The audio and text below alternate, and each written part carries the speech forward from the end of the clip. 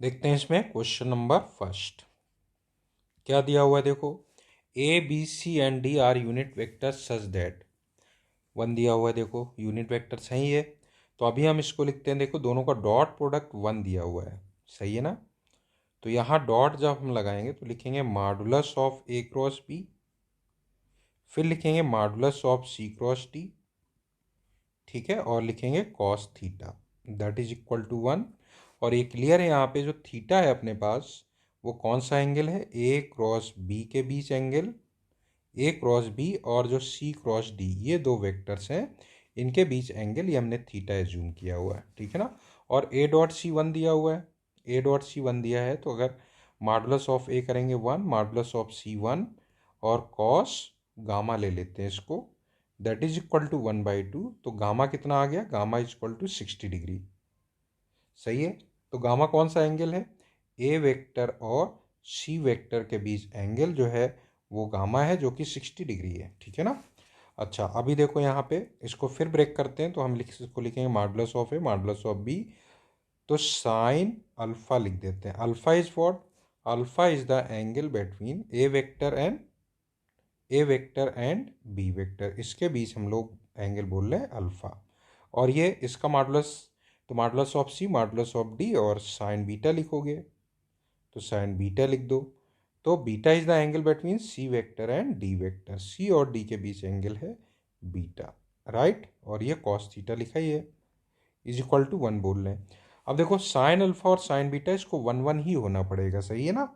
इसको वन तो इसका मतलब अल्फा कितना हो जाएगा पाई बाई टू, बीटा भी कितना हो जाएगा पाई बाई टू, और कॉस थीटा को भी वन ही होना पड़ेगा, माइनस वन तो हो नहीं सकता, ये कोई भी माइनस तो हो ही नहीं सकता। ये माइनस वन होता लेकिन माइनस वन जब होता तभी माइनस वन बनता, अभी प्लस वन दिया हुआ है इसलिए इसको वन लेना पड़ेगा। इसका मतलब थीटा हो गया 0 डिग्री, पाई नहीं हुआ देखो, है ना, 0 डिग्री हो गया, ठीक है। तो अब इसका मतलब ये हुआ कि देखो अगर हम देखें यहाँ पे दो वेक्टर कौन कौन से दिए हुए हैं, दो वेक्टर बोले हुए हैं जैसे यहाँ पे ए और सी, तो ए और सी के बीच है 60 डिग्री, तो इसको तो बना के चलो कि ए और सी के बीच 60 डिग्री है।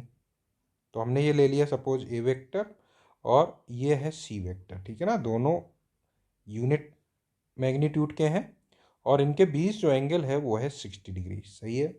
अब सुनो ये तो 60 डिग्री हो गया, इसमें कोई दिक्कत नहीं। अब हमें देखना है कि ए और बी के बीच एंगल, ये देखो ये कितना आ गया अपना पाई बाई टू हो गया, ये भी पाई बाई टू हो गया और थीटा हो गया 0 डिग्री, ठीक है ना। थीटा 0 डिग्री है तो इसका मतलब अब हम ये कहेंगे जैसे ए क्रॉस बी ले रहे हैं, पहले ए और बी को लेके देखो, ए और बी परपेंडिकुलर हैं, ए और बी परपेंडिकुलर हैं तो अगर हम ए को ये लिया और बी को ऐसे ले लें, कहें ये बी वेक्टर है, ठीक है ना, इसी प्लेन में। तो अभी हम ये कहेंगे बी क्रॉस, जैसे यहाँ पे दिया है ए क्रॉस बी, तो ए क्रॉस बी का डायरेक्शन कौन सा हो जाएगा, डाउनवर्ड हो जाएगा, ठीक है ना। राइट हैंड थंब रूल के अकॉर्डिंग ये इस प्लेन के डाउनवर्ड हो जाएगा। और सी क्रॉस डी की बात करें तो सी क्रॉस डी अब कौन सा बनेगा, डी, सी और डी के बीच भी एंगल 90 डिग्री है, तो क्या हम इसको यहाँ ले सकते हैं क्या, अगर यहाँ लेंगे ऐसे वेक्टर लेंगे तो सी क्रॉस डी, सी क्रॉस डी तो अपवर्ड हो जाएगा, तो एंगल थीटा जो है वो 180 डिग्री हो जाएगा। नहीं, इसका मतलब थीटा जो है ये मतलब अपने पास जो वेक्टर बनेगा, कलर चेंज कर लेते हैं, डी वेक्टर जो है वो सी के परपेंडिकुलर होगा और ऐसे बनेगा कुछ। अब देखो जरा सी से डी की तरफ जाओगे, सी क्रॉस डी, तो जो ए क्रॉस बी का डायरेक्शन था वही सी क्रॉस डी का डायरेक्शन होगा, इसका मतलब ये कोप्लेनर भी होंगे, इसी प्लेन में होंगे सारे, ये डी वेक्टर हो गए, ठीक है ना। तो हम क्या कहेंगे, A B C are non coplanar, गलत है, कोप्लेनर है। B C D are non coplanar, ये भी गलत है, सारे ही कोप्लेनर है। B and D are non parallel, हाँ ये देखो बी और डी नॉन पैरेलल हैं क्या, यस बी और डी नॉन पैरेलल तो हैं। बी और डी ये सेम डायरेक्शन में तो नहीं है, तो एक सी ऑप्शन तो हम लोग सही कर दें, इसका सी ऑप्शन ओके कर दो, सिंगल चॉइस है वैसे, सी ओके हो गया तो बाकी तो गलत हो ही जाएगा। A D are parallel and B C are parallel, A D parallel है बी सी पैरेलल है, ये भी गलत हो गया। First option is correct. Question number second में आओ।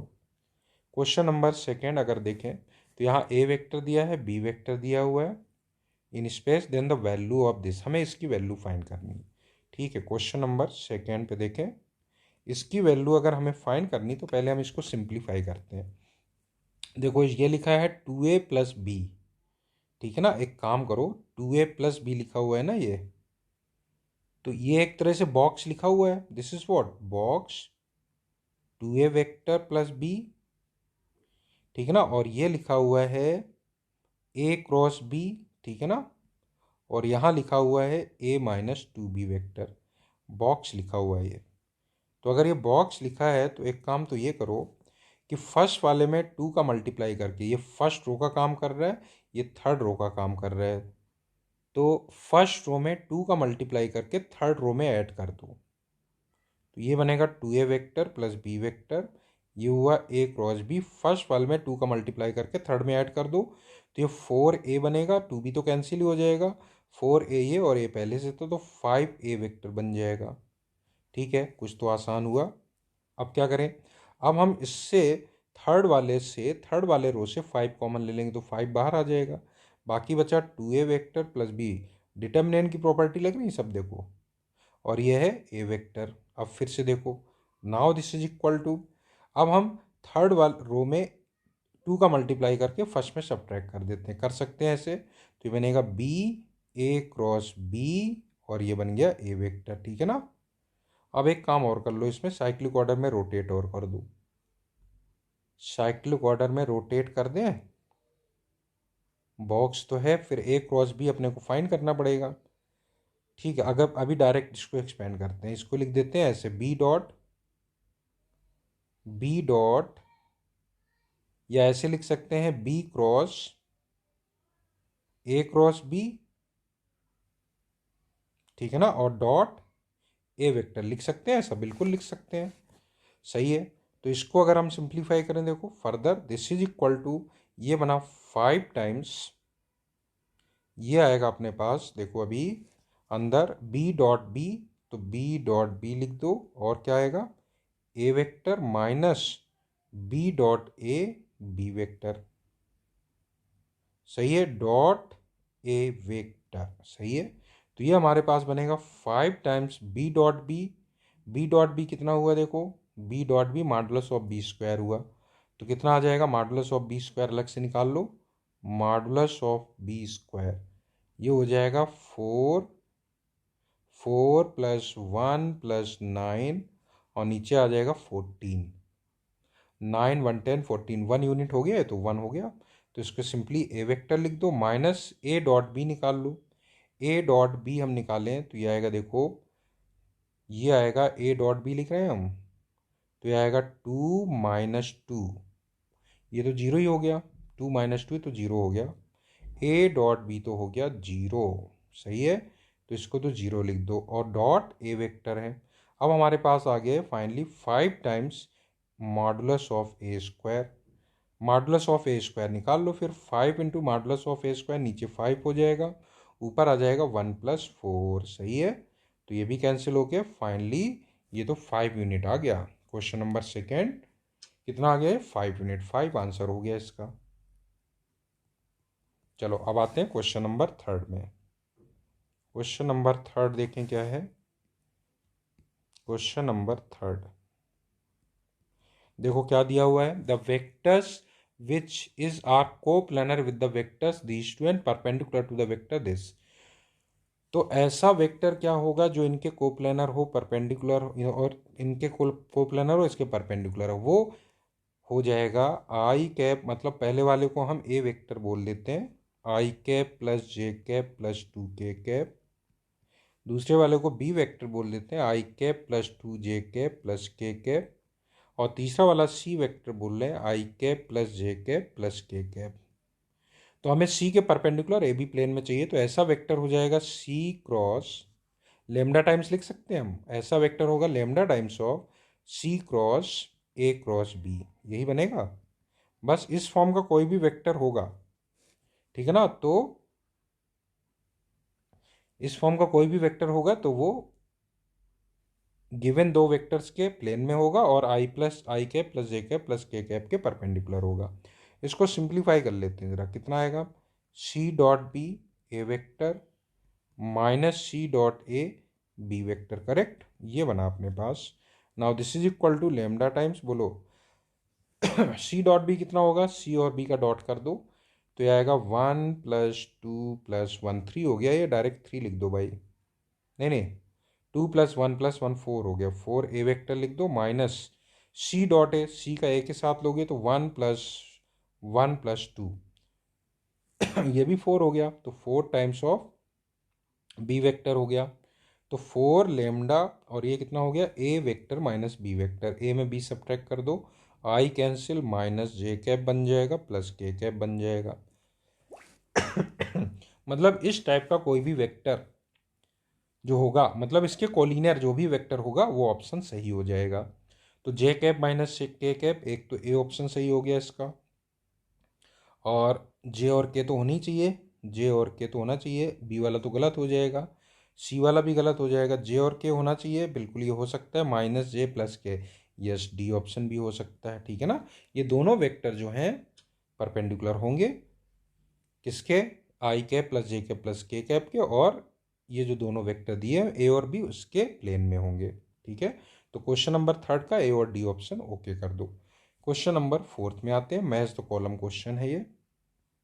चलो देखें match the column, question number fourth, अगले पेज पे आ जाते हैं हम लोग। क्वेश्चन नंबर फोर्थ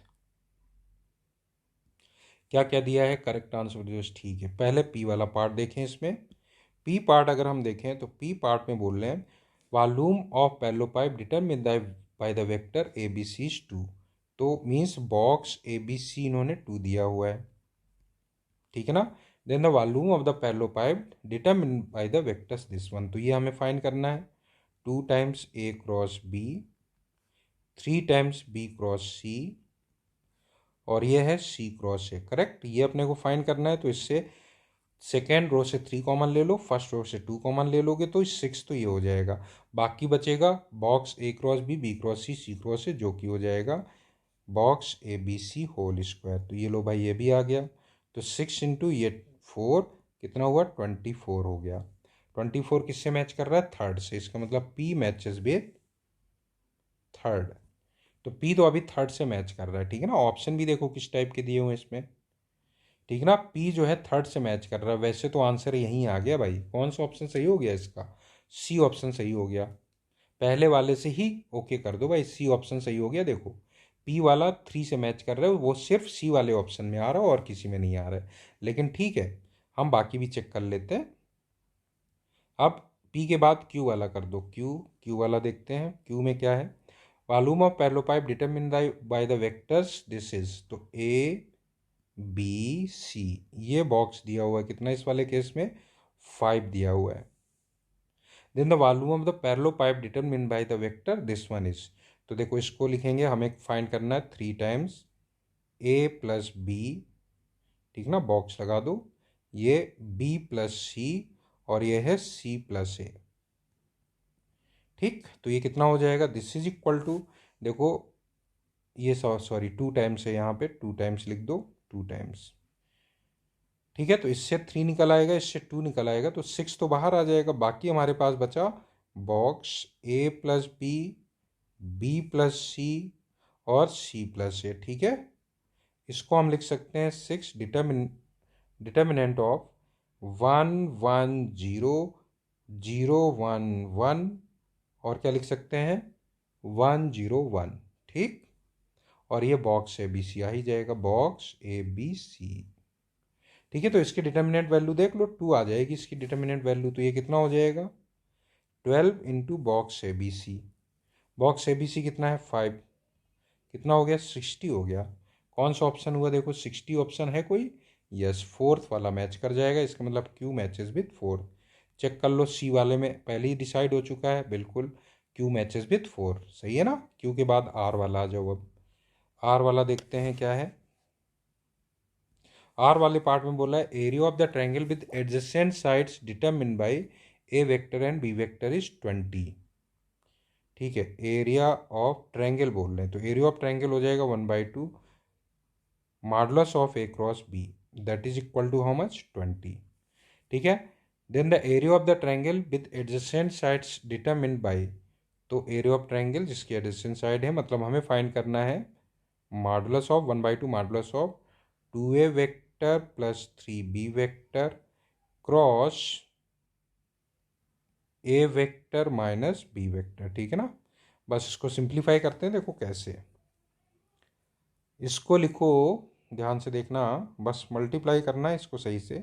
तो a क्रॉस a तो जीरो हो जाएगा, 2a cross cross a zero हो जाएगा, 3 टाइम्स b क्रॉस a बनेगा ये, ठीक है ना। अब a का हम b से कर रहे हैं तो -2 टाइम्स a क्रॉस b बन जाएगा। ऑर्डर गड़बड़ मत करना, फिर b क्रॉस b जीरो हो जाएगा।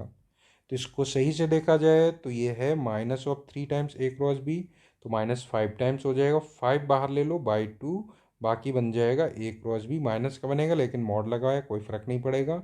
ये दूसरा वाला पार्ट 20 दिया हुआ है, तो 5 × 20 कितना हो गया, 100 हो गया। ये 100 हो गया। इसका मतलब ये किससे मैच कर रहा है, 100 मतलब 1 से। आर मैचेस विथ 1, चेक करो, सी वाले ऑप्शन में यही आ रहा होगा, आर मैचेस विथ 1, बिल्कुल सही है। अब चलो आर के बाद एस वाला पार्ट देख लेते हैं। एस देखो क्या है, एस वाला पार्ट है area of parallelogram with adjacent sides determined by the vectors. Parallelogram बोला है, मतलब ए क्रॉस बी, अब इन्होंने दिया है कितना, 30, ए क्रॉस बी 30 दिया है। Sides determined by vectors A and B is 30, ये 30 दिया है। Then area of the parallelogram with adjacent sides determined by the vector this one and this. So now we have to find a plus b cross a vector, कितना आ जाएगा ये a cross a zero हो जाएगा, बन गया b cross a, जो कि a क्रॉस b के ही इक्वल हो गया। मीन्स ये तो 30 के ही इक्वल हो गया।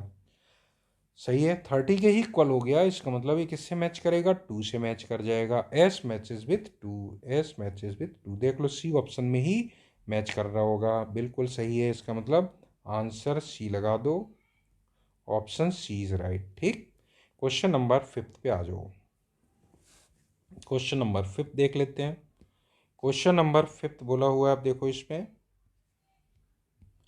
x, y and z be 3 vectors each of magnitude √2 and angle between each pair of them is π/3। तो सबसे पहले तो modulus of x is equal to modulus of y is equal to modulus of z, that is equal to √2। और x dot y की बात करें तो x dot Y, Y dot Z और z डॉट x, ये सब के सब इक्वल होंगे, किसके इक्वल, √2 cos π/3। तो 2 इंटू 1/2 1 आ जाएगा ये, ठीक। अब चलो देखो, इन्होंने बोला है if A vector is a non zero vector perpendicular to x। तो ए वेक्टर क्या हुआ, नॉन जीरो वेक्टर बोला ये, परपेंडिकुलर टू x एंड, तो ये हो जाएगा lambda times x cross y cross z, यही बनेगा, बिल्कुल यही बनेगा ए वेक्टर। बी वेक्टर क्या होगा, बी वेक्टर देख लेते हैं। B vector is a non zero vector perpendicular to Y N, तो Y cross Z cross X हो जाएगा। सही है। अब चलो इनको निकालते हैं, ये गामा टाइम्स म्यू टाइम्स ले लो भाई, ये वेक्टर ए जो है इन दोनों के परपेंडिकुलर हो गया। अभी देखो इसमें ट्रिपल प्रोडक्ट का फार्मूला लगा देते हैं। फार्मूला लगाएंगे तो ये आ जाएगा एक्स डॉट जेड, और जो जो पता है वो रखते भी जाओ। रखेंगे एक्स डॉट जेड 1 है, साथ में वाई वेक्टर आएगा, फिर माइनस एक्स डॉट वाई, वो भी 1 है, तो ये जेड वेक्टर हो जाएगा। सही है, तो ये तो ए हुआ। ऐसे ही जरा बी भी थोड़ा सिंप्लीफाई कर लो, ये आएगा mu times Y dot X 1 हो गया, तो ये आ गया Z vector, minus Y dot Z 1 हो गया, ये आ जाएगा एक्स वेक्टर, ठीक है। अब चलो लेमडा निकालना है। लेमडा निकालने के लिए हम लोग क्या करते हैं, इसमें ऑप्शन भी देखो, जैसे ए वेक्टर हमारा इस टाइप से दिया हुआ है, ए वेक्टर, ठीक है ना। तो ए डॉट, एक बार वाई से डॉट लेके देखो क्या आ रहा है, ए डॉट वाई निकालते हैं। ए डॉट वाई बनेगा कितना, इसको 1 बोल देते हैं, इसको 2 बोल देते हैं, ठीक है। ए डॉट वाई कितना हो जाएगा, लेमडा वाई डॉट वाई तो हो गया कितना, Y dot Y mod of Y square 2 हो गया, माइनस वाई डॉट जेड 1 हो गया। इसका मतलब यहाँ से लेमडा आ गया कितना, ए डॉट वाई आ गया, ए डॉट वाई। इसका मतलब ए वेक्टर कितना हो गया, A vector is equal to A dot Y,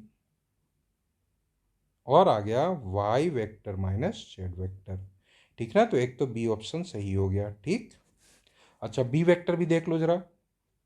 B vector अगर हम देखें तो अब देखो, बी वेब ऑप्शन सही हो गया, तो डी ऑप्शन वैसे भी गलत हो गया। जेड वाई प्लेन में तो होगा भी नहीं, वाई जेड प्लेन में ही होगा।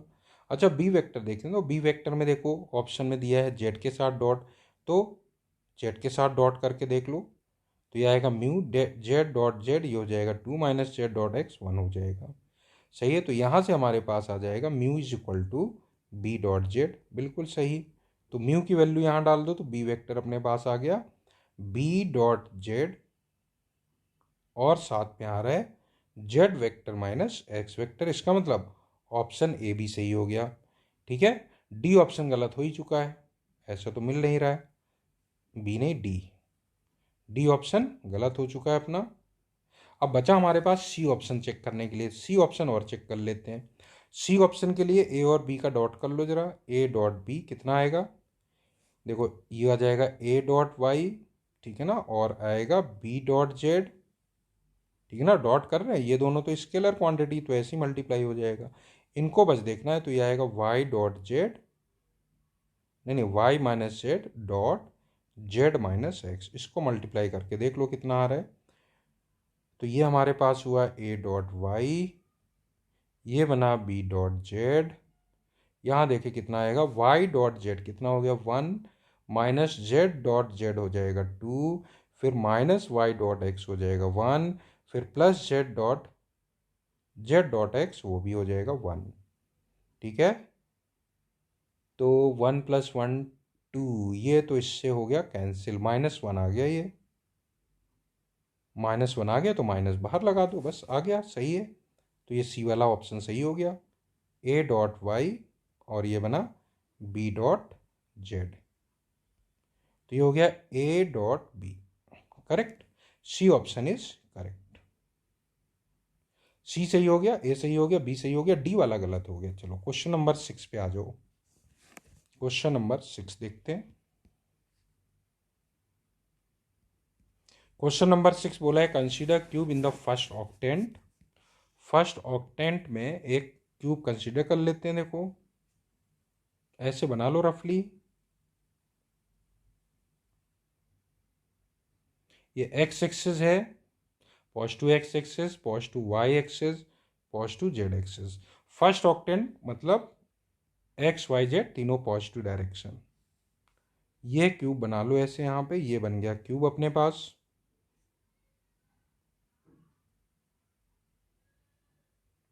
ठीक है, ये बना अपना क्यूब। चलो अब देखें आगे। अब इन्होंने बोला है along first octant besides O P O Q O R, तो ये ओ पी एक्स वाई और जेड के लॉन्ग दिया है, ओ क्यू और ये ओ आर है। ठीक है, अच्छा अभी और रुको, उसके बाद इन्होंने बोला है ओ तो 0 0 0 है, ठीक है बढ़िया है, is the origin let S तो है वो इनका क्या है, एस जो बोला हुआ है, ये एस बोला हुआ है, और एस इन्होंने बोल दिया है 1/2 1/2 1/2 be the centre of the cube. Centre of the cube, अगर सेंटर ऑफ द क्यूब है तो ये वाला पॉइंट इन्होंने क्या बोला है, टी वी द वर्टेक्स, तो टी के जो कोऑर्डिनेट हो जाएंगे 1 1 1 हो जाएंगे, सही है ना, इसके हाफ हाफ हाफ है, लिख दो 1/2 1/2 1/2, ये एस के कोऑर्डिनेट्स हो गए। ठीक है ना, अब ऐसा है तो अब पी के कोऑर्डिनेट हो जाएंगे 1 0 0, ये हो जाएगा 0 नहीं 1 1 0, वाई 0 होगा, इसमें हो जाएगा वाई तो 0 1 0 हो जाएगा। ठीक है ना, और देखो कौन कौन से बोला हुआ है। ठीक है, ये टी हो गया, पी हो गया, आर भी लिख लो, आर कितना है, आर हो गया अपने पास 0 0 1। ठीक है ना, चलो ये हो गया अपने पास, और भी कुछ बोला हुआ है, देखो कौन सा बोला है, centre T be the vertex of the cube opposite S lies on the diagonal O T, diagonal O T, ठीक है, वो तो डायगनल ओ टी पे लाई करेगा ही। अब पी वेक्टर देखो क्या हुआ, पी वेक्टर देखते हैं, पी वेक्टर जो बोला हुआ है, P vector is S P vector, S P vector means position vector of P minus position vector of S, तो ये हो जाएगा 1/2 1 - 1/2 तो 1/2 आई कैप, फिर -1/2 जे कैप, -1/2 के कैप, ये बना पी वेक्टर। ठीक है, क्यू वेक्टर देखो उसके बाद क्या बोला है, क्यू वेक्टर बोला है, क्यू वेक्टर कौन सा हुआ, Q vector is equal to S Q vector, S Q vector की बात कर रहे हैं, मतलब position vector of Q minus positive factor of S, तो क्यू में एस वाला सब्ट्रैक्ट कर दो, तो -1/2 i कैप बन जाएगा, फिर 1 - 1/2 तो +1/2 जे कैप बन जाएगा, फिर -1/2 के कैप बन जाएगा। ये लो भाई क्यू वेक्टर आ गया। क्यू के बाद अब इन्होंने क्या बोला हुआ है कि आर को बोला है एस आर वेक्टर, तो एस आर वेक्टर एस और आर, तो positive vector of R minus positive vector of S, तो -1/2 आई कैप -1/2 जे कैप +1/2 के कैप बन गया। और क्या बचा हमारे पास, अब कह रहे हैं टी वेक्टर। टी वेक्टर क्या बोला है, टी वेक्टर बोला है S T vector. S T vector positive vector of T minus positive vector of S, तो ये 1/2 आई कैप +1/2 जे कैप +1/2 के कैप बन गया। ठीक है, अब हमें वैल्यू फाइंड करनी है। Now we have to find the value of modulus of P cross Q, ठीक है, क्रॉस आर क्रॉस टी। तो इसको हम लोग कैसे निकालते हैं, देखो ये अपने को फार्मूला पता ही है, वो फार्मूला यहाँ पे यूज कर दो, ये आ जाएगा बॉक्स कितना P Q T R vector minus P Q R T vector, correct. ये अपने को फाइंड करना है। तो अब इसको फाइंड करने के लिए मेन अपने को देखना है पी क्यू टी का determinant. Box P Q T निकालते हैं, जरा देखते हैं पी क्यू टी कितना आएगा। सिंपल सा बना लो पी क्यू टी। पी का देखो 1/2 1/2 -1/2 -1/2, क्यू का कितना है पी क्यू टी -1/2 है, 1/2 है, -1/2 है। ठीक है, पी क्यू टी हो गया। और टी वाला लिख दो, टी में तो 1/2 1/2 1/2 है। ठीक है, अभी देखो किसी तरीके से 2 जीरो बना सकते हो तो बना लो, आसानी से बन जाएगा बिल्कुल। अगर हम फर्स्ट और सेकेंड रो को ऐड कर दें, फर्स्ट और सेकेंड रो को ऐड करोगे तो ये आ जाएगा 0, ये आ जाएगा 0, ये आ जाएगा -1। ठीक है, बाकी भी चलो सेकेंड में थर्ड ऐड कर लो, तो ये हो जाएगा 0, ये हो जाएगा 1, ये हो जाएगा माइनस, ये भी 1, ये भी 0 हो जाएगा। और थर्ड वाले में 1/2 बाहर ले लो, चलो 1 1 1 बन जाएगा। अब इसको अगर एक्सपेंड करोगे फर्स्ट वाले से तो -1 आएगा, -1 ये आएगा पी क्यू टी। फिर से चेक कर लो भाई, 1/2 1/2 ठीक है, अभी तो कोई दिक्कत नहीं है। प्लस -1 बाहर आएगा, इसको हटाओगे इसको हटाओगे 1 -1, तो 1/2 आ गया ये प्लस का। चलो पी क्यू टी आ गया। अब पी क्यू आर निकालते हैं जरा।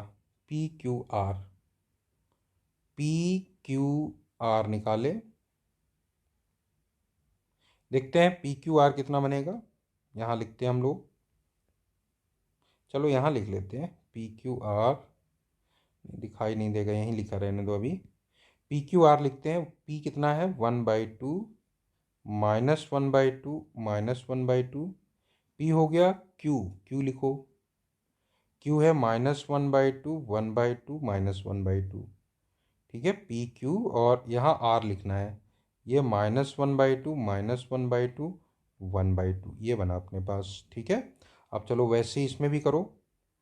तो अगर हम फर्स्ट वाले में लास्ट वाला ऐड कर दें, फर्स्ट रो में थर्ड वाली रो ऐड करो, तो ये हो जाएगा 0, ये हो जाएगा -1, ये हो जाएगा 0। अब सेकेंड में थर्ड वाला ऐड करो तो कितना हो जाएगा, ये आएगा -1, ये आ जाएगा 0, ये आएगा 0।